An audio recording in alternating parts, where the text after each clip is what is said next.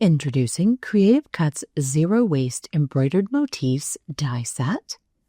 On the inside, you'll find two beautiful dies. I'm going to remove these from the packaging, and I'll show you examples using each of the dies.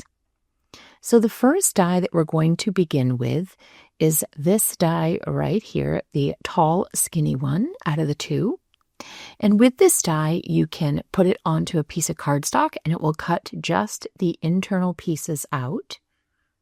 And then you can take those pieces and inlay them into the guide and pull away that top piece, and you'll be left with the pieces lined up there. And then we have the other die, and this one is going to actually emboss and die cut those dies out of your piece of cardstock. So you can layer those up onto your panel just like that. And we have some beautiful examples that our designers have put together for you using both of these gorgeous dies.